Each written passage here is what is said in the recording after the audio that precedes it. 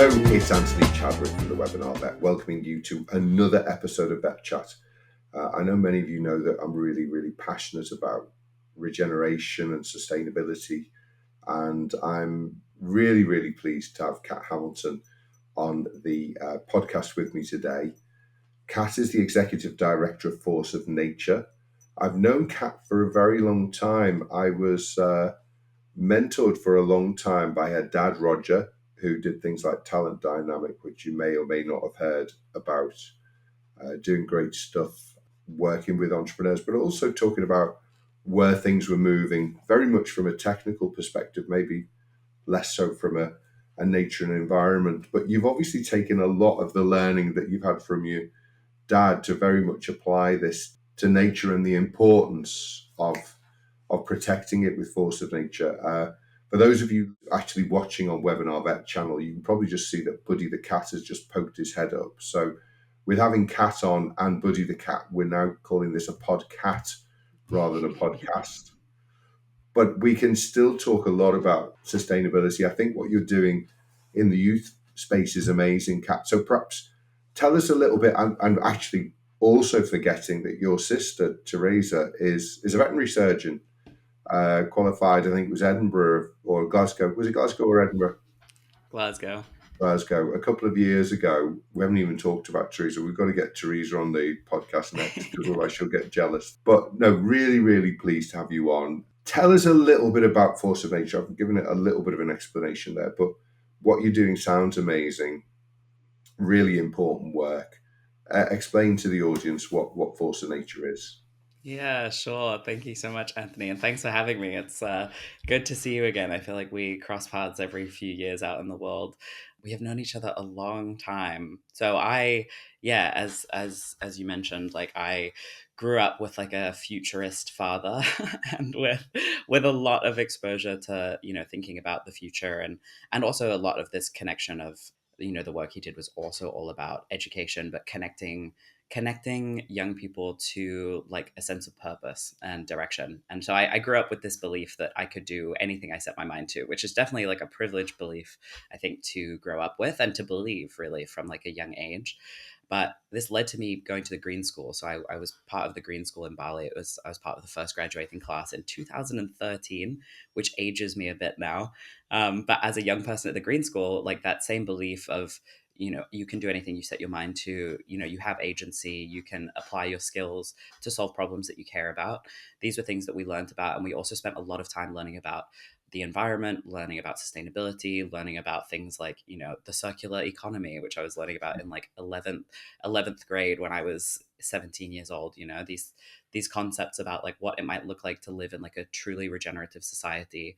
And coming out of the Green School, I had run litter cleanups, run environmental campaigns for 350.org. I had really poured my heart and soul into the work that the Green School was doing. And from a student perspective, like doing whatever I could to get involved and also like build these skills. And I think, Kat, as well, just to butt in very quickly, because Yeah. you've missed out something which I Tell think is me. massively important. The Bali starling, which was heading towards Yeah. extinction.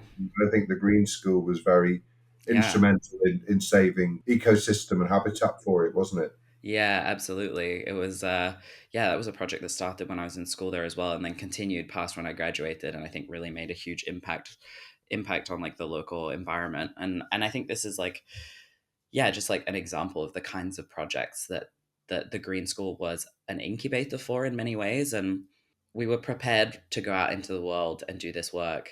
And then I went out into the world and it was a massive shock, to be honest. Like one of the questions I get a lot is like, the Green School sounds amazing, but how was it when you graduated? And like the truth is it was really difficult because, you've grown up in this bubble where you've learned all these skills and learned this way of thinking. And then you go out into the world and you realize that actually maybe that's not how everyone is getting the opportunity to learn.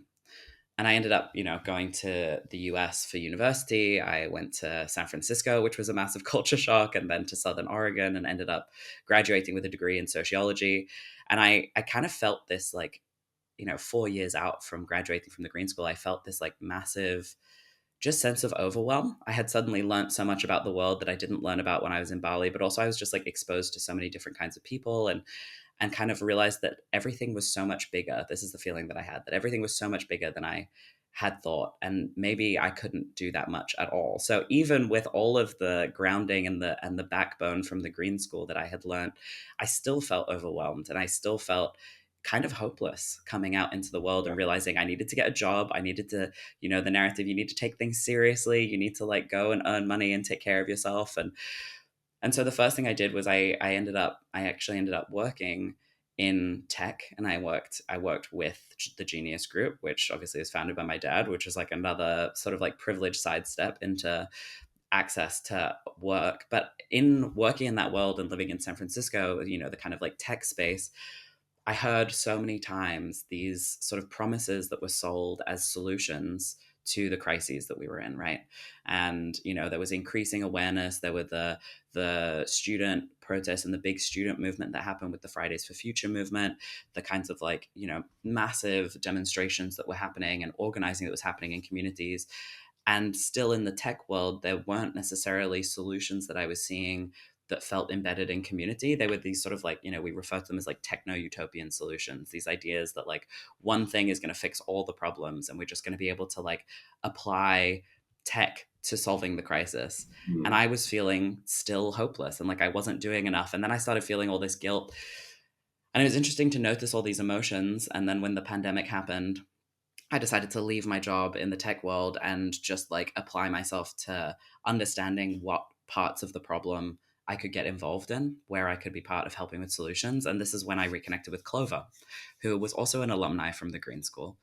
And she was a few years younger than me. We hadn't been close when we were there, but I connected with her online and saw that she was starting something called Force of Nature. And at the time, Force of Nature was running workshops in schools voluntarily. It was all unpaid. We're going into schools and supporting young people who were feeling overwhelmed and anxious about the future to understand where those emotions were coming from and how they could build roots into action. So this is where Force of Nature was born from.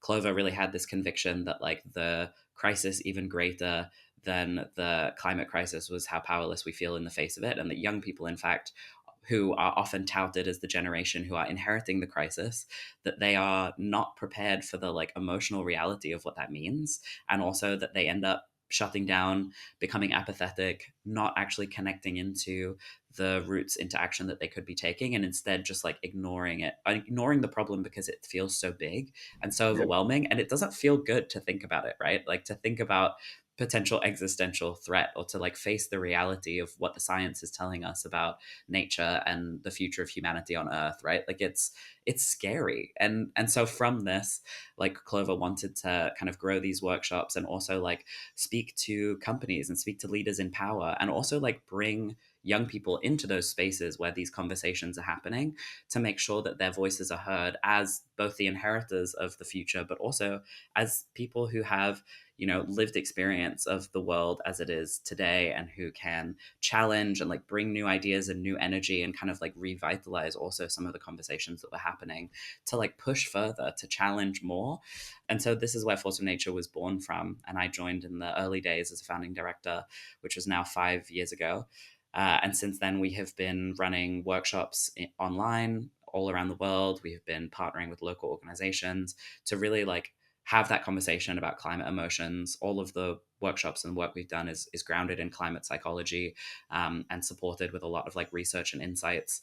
And we've been a part of a number of studies about like how young people are feeling in the face of current intersecting crises, and like how those feelings lead to or inhibit action, and what the roots are to like supporting young people in those emotions, not to get rid of them, but to understand them as like roots for transforming into action and taking action where they are, and sort of what some of those things are. So we also run skills-based trainings online, and we've been supporting young people to host like local gatherings called climate cafes around the world, to engage people in the conversation that maybe is not being had about how people are feeling in their current context, and what is working and what's not working, and where people can then get involved, and really like meeting people where they are at the beginning of their journey.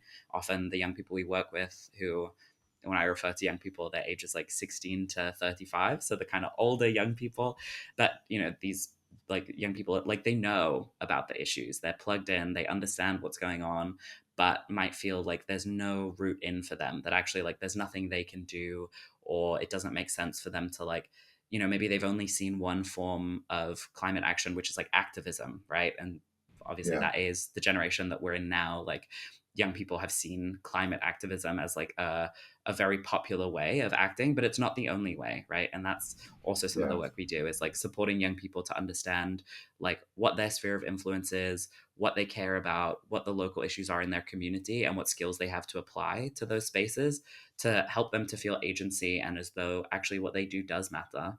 And they're not too small to make a difference. And in fact, every one of us taking action is what's needed for us to really make long term change. And we have to resource ourselves in that by understanding that, like, emotional responses are normal and they make sense. And they're not the end of us taking action. In fact, they can be the beginning. We're all emotional beings, I think, and the Totally. beauty of creation. Going out to the beach and seeing a flock of oyster catchers flying past me brings me joy. I Mm, then look down, I see all the plastic on the beach, and that kind of makes me sad. yeah. So, people of every age have that, I think. Yeah. I'm very careful on language. Mm, And my worry is, well, we're in a really interesting political time. If I can mm, use UK as an example, there's a lot of increase in support for some of our more right wing parties who are saying net zero all a load of rubbish. We're going to get rid of it if we get in. That must also, I guess, really bring sadness and depression to people who are climate activists. But I wonder sometimes, because we talk, in our present Labour government is doing huge amounts around climate and carbon, but actually has got quite a poor report at the moment around nature and even things like waste management. So we're building lots of incinerators, which mm, means that's slightly better than throwing it all in landfill, but it's the second bottom on the circular economy, is burning the rubbish. Obviously, you get a bit of energy from it, so that's a good thing. But, I'd rather that it be recycled or whatever than just burnt. So my little concern is, are we siloed? Are we less holistic if we're talking all the time about climate and not really? For me, I say I don't think we've got a climate crisis. I think we have an environmental crisis. So is that language that we need to change, or are you happy to major on climate because maybe that's the main thing?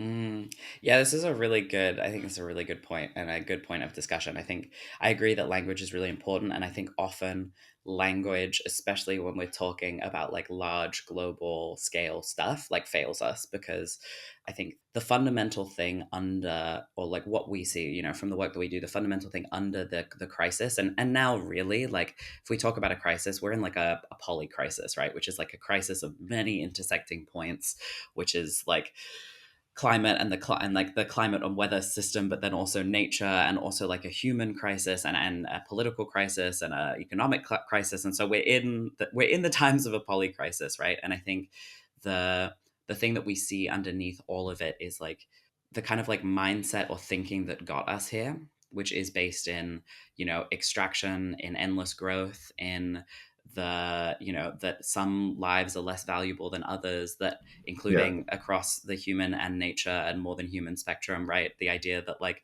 this economic system that we live in now is the only one that could possibly exist and we can't change it, that this political system is the only way, right? Like that these all of these sort of like building blocks that create our thinking about what reality is and how it must be, how it might stay, like that is where that's the problem underneath the problem, if you see what I mean. And I think I really agree with you that I think I've been wrestling with this idea of like the climate language, and like in our field when we talk about like climate psychology, it's climate psychology, right? It's not environmental psychology. And similarly, it's referred to as like climate anxiety or eco anxiety when we talk about the feelings. And for us at Force of Nature, we're not talking about it in like a pathologizing way, like it's not like a diagnosis. We're not saying young people are eco anxious as like a psychological diagnosis. We're using it as like a catch all descriptor of the yeah, complex feelings that often include overwhelm and anxiety and stress when thinking about the future, given what we know and might be learning about the climate and environmental and nature crisis. And so I agree with you that I think the language is like not fit for purpose, because really it's bigger than that. And also we end up having to keep coming back to like whatever language might work in like a small and specific context. And it's like, how do we get across these big, overwhelming, overarching ideas that require us to like zoom out and then zoom back into like the immediate action or next thing we need to do? So, yeah, I don't have a solution, but I do Yeah, welcome the conversation because I think absolutely, like, depending on the context and who we're speaking to, like, using a catch-all phrase is great. And then I think we have to be able to like talk about what's underneath that and what else we might be referring to. Because I think this is another thing, is like in a culture that moves so fast, like we're all moving so quickly all the time, right? Which includes in the ways that we work, in the ways that we speak to one another. Like we use phrases or sound bites often to try and convey a whole bunch of stuff very quickly. And I think actually there's like a need for us to slow down and actually say, well, what do we mean by that? Like, can we define what that is, not to slow the progress, but so that we actually are coming from a place of mutual understanding when we're then also working towards, similar solutions. So I think, yeah, language is definitely super important. And yeah, I welcome the challenge to the climate language. I, I love the idea of your climate cafes, and I think you spoke about it, where obviously young people leading that. I remember, I think I was about 15, and I set up. I was in fifth year. I think you call it year 11 now. So it wasn't in the sixth form, and I set up a conference around conservation, because at that time in the 80s we were really talking about, save the whale, save the elephant, save the lion, etc. So young people can have that real enthusiasm to run an event like that. Obviously, that was with other young people, but actually, I love that idea of having these climate cafes. I might have a go with the wording, but I really love the idea of it. And then having intergenerational conversations, Mm, because my worry is that we've done a survey recently with Kinetic, and the survey was with vets, but also with pet owners as well. And obviously, we got some demographics, and it was felt that older people are doing more actions mm, than younger people are doing. But obviously, younger people can look at it and say, I was born in 1966, Cat, and I used to wake up every day to sparrows outside my window because we had lovely trees. I lived in a very, very urban part of Liverpool by the football grounds, but I would wake up to the sound of sparrows. mm, And then Dutch elm disease came, the trees were cut down, and we lost the sparrows. But actually, through all of those multiple ways, from 1970 to 2020, we've probably lost about 30 million sparrows in the UK, which is an enormous number. So I was used to walking to school and having sparrows fighting on the pavement as I was walking up to school. They were scouse sparrows, so we're a bit feisty. We like to have a little fight now and then. And, there was that many sparrows. Now, if you walk on the road where I was brought up now, you won't hear any sparrows.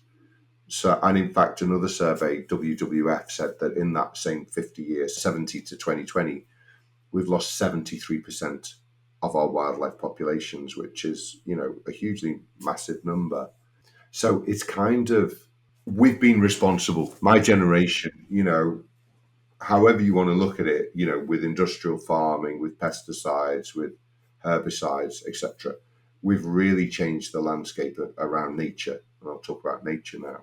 So I can see why young people would say, well, those buggers there have caused this problem, so they need to solve it. But as you said, I think bringing people together, we tend to have a very fundamentalist view. Our politics now is, Tories, Reform, and Labour. It's Republicans and Democrats. That binary thinking won't solve the problem. We need to get together and discuss and find out, why are so many people now in the UK, for example, against net zero? We're not. If you're a poorer person, this should be helping you. You shouldn't be paying the cost for it. It should be more, on the richer people to solve this problem, shouldn't it? In that sense, and obviously then, you move north to south. We've emitted most of the carbon, but actually, if you go to places like Ethiopia, we had. I was speaking to a professor from there a couple of years ago. They lost 1 million livestock, just through drought and yeah. disease, etc. So we have to start having more conversations and appreciating each other more. But of course, there has to be action. But I think maybe we're being unfair if we expect young people to do a lot of the action, because it's hard for them to have that agency and that power If you're an 18-year-old in university, of course you can still do stuff. But people who own a business like myself, who have a community of vets, we can probably do more, can't we, than, a 16-year-old in school?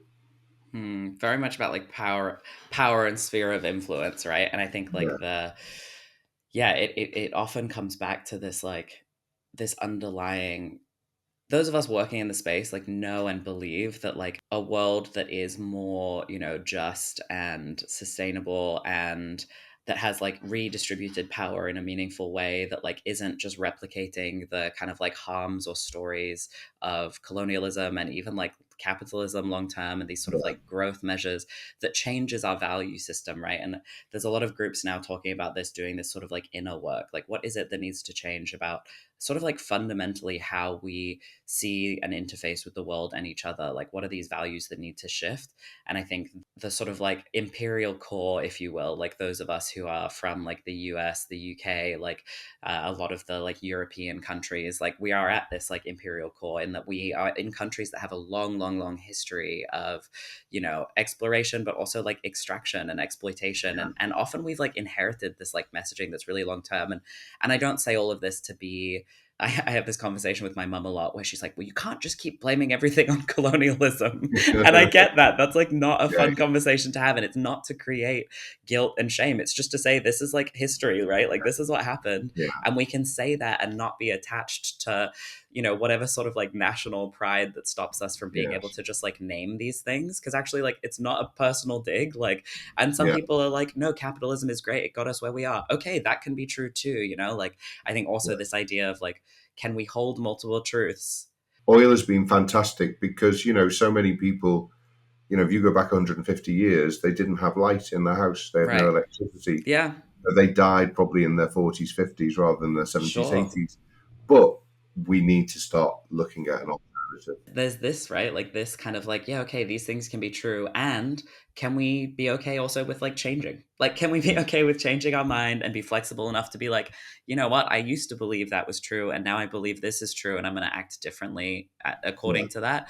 And I think similarly, like, I think that's something that, I think often about like the speed that different things happen in society. And I think like, grassroots movements and young people and people who yeah, are like able to like act immediately and create change very quickly, that moves a lot faster than even like, I'm sure that, for us, we're like a youth nonprofit, and so we're still pretty agile, and like we don't necessarily yeah, like conform to the ways a lot of organizations are run. But as you get to a bigger company, you have to move a bit more slowly because you're suddenly yeah. trying to bring everyone along, and you move to a government level, and like really like it feels like molasses. And I think we're in a time that has a need for urgency and boldness and sort of like moves that are really like for everyone. But I think some of the fundamental like mindset shifts are really challenging, and are also like, so much, I mean, the narratives that we're inheriting, like the rhetorics from politics and from the media, we have to also understand as people that like there is so Yeah. much money and power behind this. And so you cannot take it at face value, and you have to question it and say, okay, well, like, this is like, there is a motivation behind this, and it may not actually be, it's not like a fundamentally true thing. It's not some like immutable fact. And so I think like, people have been swayed by the government. And like, I think, the increasing divisiveness is really like a power struggle between political parties that has swept people up in, like some of the governments are not for you. They're for like the benefits of the wealthy, right? It's to Yeah. increase wealth holding. It's not about increasing access. And so we're seeing like a cost of living crisis that means that people are not able to pay their bills, and at the same time are being asked to care about climate and the environment. Like, there's not like, fundamentally, people are going to be vying for survival first, and they shouldn't have Well, to be, exactly. right?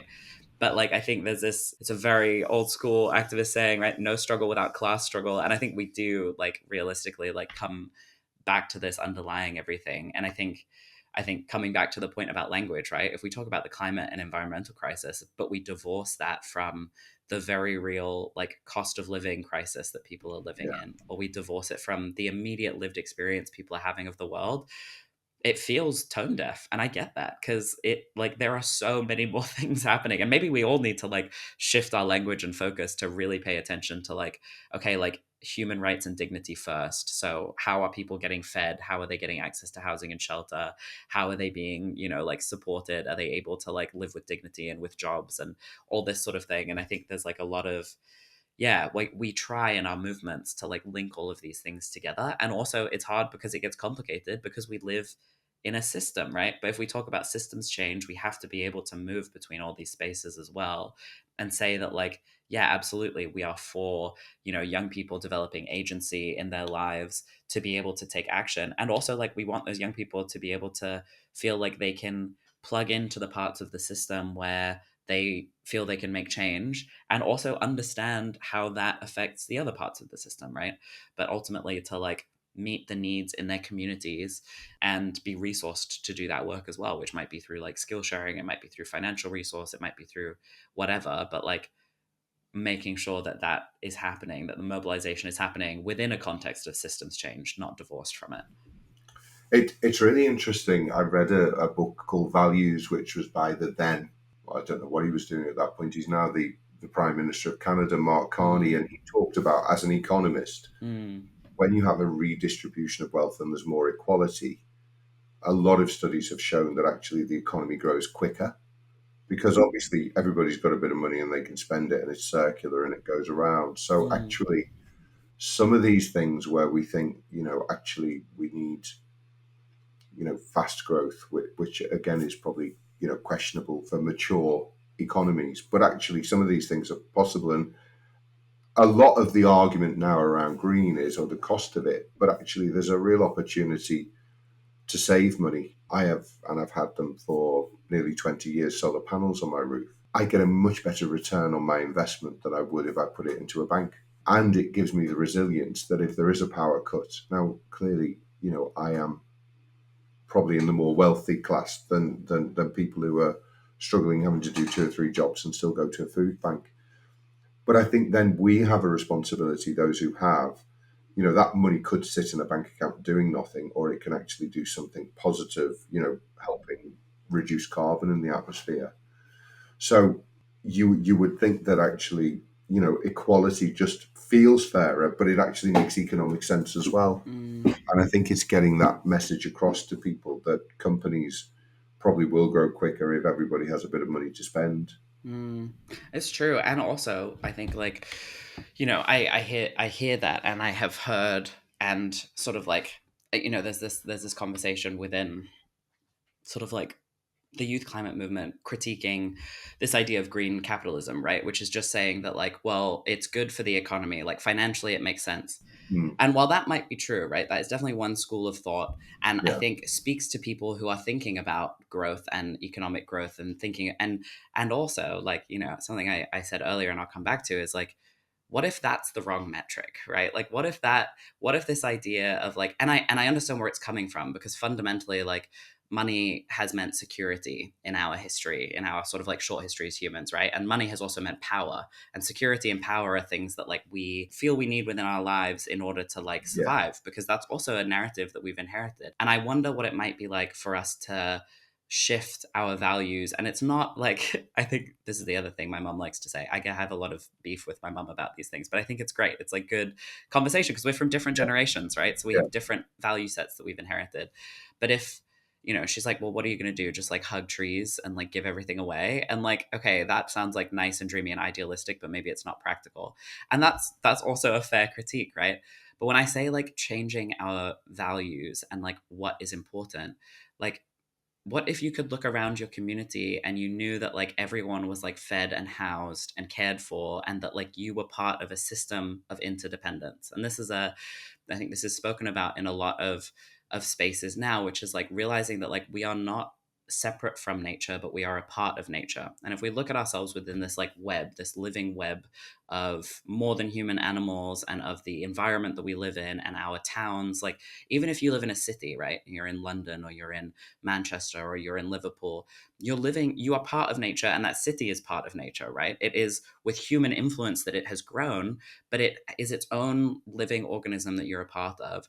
And when you're a part of an ecosystem, if something is sick, like if a species, you see this in the environment, when a species dies out, it affects the entire web of other species, Yeah. right? And there is like suffering, and like right now, like we are in so much imbalance in the world, and there are species dying out, and there are also human populations who are continuing to be exploited, or are like losing their lives, or don't have access. And like there's no way that we don't all feel good about this. And I would say even people who are the most tuned out or believe that these things are not problems, it feels like a sickness sometimes. Like there's like a, and maybe that's a bit too woo woo for some listeners, but like, you can feel when something's not right. And I think Yeah.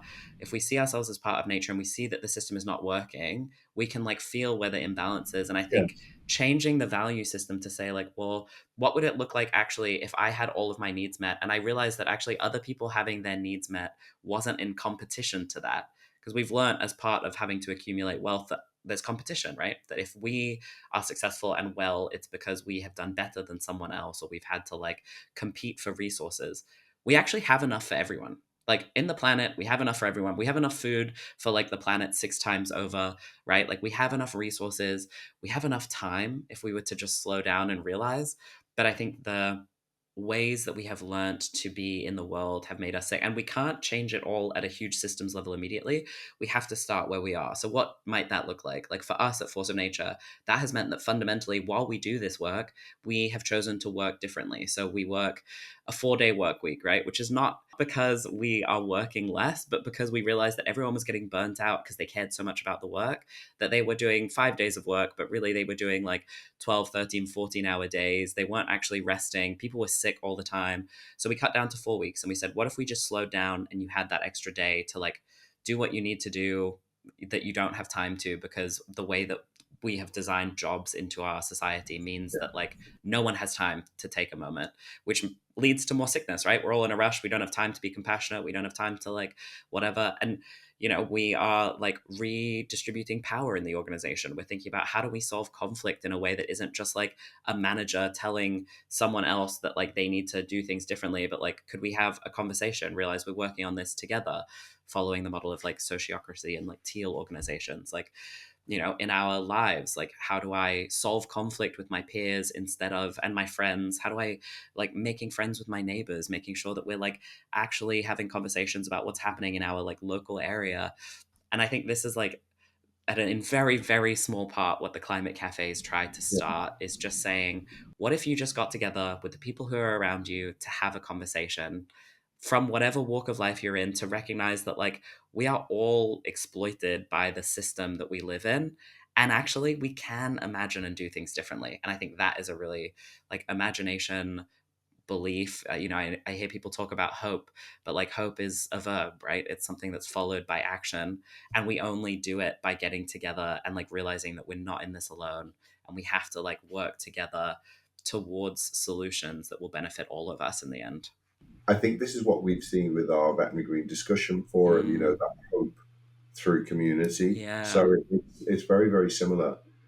And I think as vets, we would understand this because, of course, we're holistic practitioners. We look Yeah, at if the leg is sore, the welfare of the animal suffers because it's in pain, it's not as mobile, etc., etc. totally. And I think I agree with that connectiveness idea. I go in, my wife is a teacher, and I go in and do a lesson with the kids, veterinary, environment, plastic. She does some amazing work with them. And I often do a quiz and I say, well, here are 10 really common birds that you will see in your environment. And how many do you know? And of course, they're 8 and 9.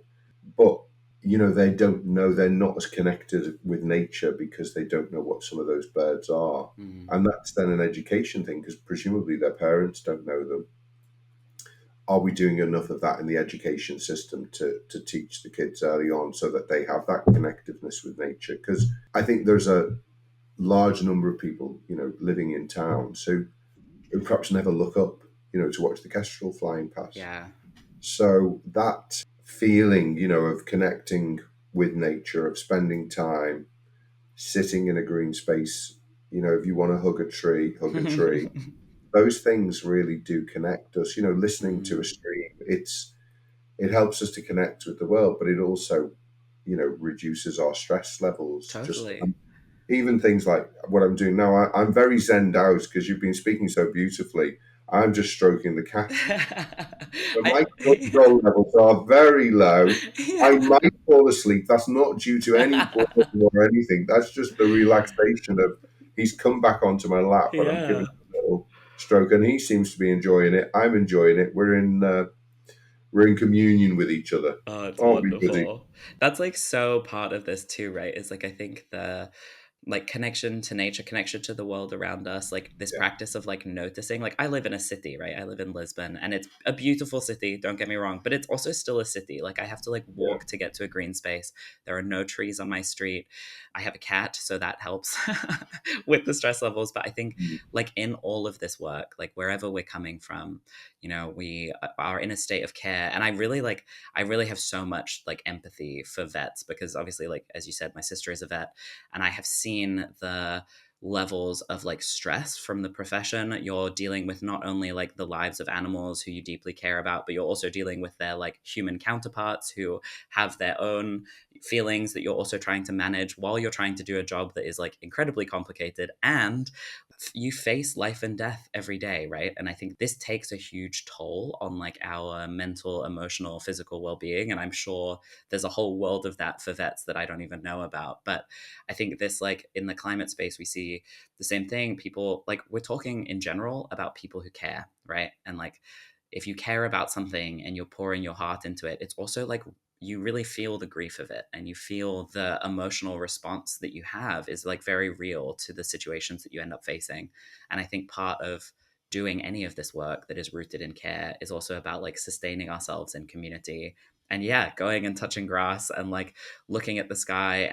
There are a lot of cool programs I'm seeing now in cities that are, these kind of like urban nature projects where we're connecting like young people in schools and people of all generations into their like space and environment that they live in. And I think this is like, yeah, we can practice like noticing and connection even if we're not out at a beautiful mountain lake every day, like really we are living in the world around us, and can we slow down enough to just like pay attention, appreciate, I use the Merlin bird ID app to identify birds that are around yeah, my house, which I love, and try to go for walks and also be part of like restoration projects that are in my local area, and the food cooperative that gets food from like farmers who are local, because then I know that actually I'm also like I can consume what is local to place, which is really cool, and feel more connected to my environment that way. And it's in that way that we continue to sustain our care, because we're rooted in place, we're rooted to the things around us, and we have other people around us also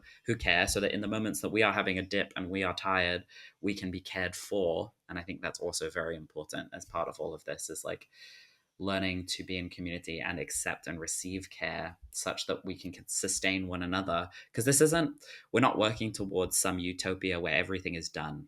The work is not going to be done in our lifetimes. And I think about this all the time, right? Like I'm only 30. I have hopefully a good 50, 60, 70 years more. I'm not like, there is not a final point at which I'm going to look at the world and say my work is done and we've reached utopia. Everyone is safe and happy and fed. No one wants for anything. And really, that's not the story of humanity, right? Like, that is like a nice story that is a bit of a myth that like one day everything will be perfect and we won't have to do anything about it anymore. That's not true. All I can do is like what's in my sphere of influence. And I hope to sustain my care and my action throughout my lifetime, which means building this for the long haul. So how do we all build this for the long haul where we are, and like care for ourselves and each other through the work, and not just shut down or shut out what is real around us, but actually like lean into those feelings of care that we have in a way that isn't just like feeding the cycle of burnout, and the cycle of extraction. Kat, it's been amazing. It's been, I think it was 2016, we bumped into each other. No, it wasn't 2016. Sorry, it was 2021. COP 21, COP 26. Whenever COP26 happened, and we bumped into each other on the street in Glasgow, which was amazing. So it's been a while, but I love what you're doing. Please carry on doing it. The kids, the youth are the future as well. And I think what you're doing is amazing. And it's been lovely to have we also can be very practical, and I'm very much into action and doing things, but actually talking about this in a more philosophical and more thoughtful way is also really important. So I've thoroughly enjoyed the talk, and thanks for giving up your time to us today. Absolutely. Thank you so much for having me. Love all the work that you're doing, and yeah, keep it up. Keep up the good work. And best wishes to the family. Thank you. Spread around the world. Yeah, definitely. I will let them know. Thanks everyone for listening. I hope you've enjoyed it, and hopefully see you on a podcast or a webinar very soon. Take care. And Buddy says goodbye as well. Bye bye.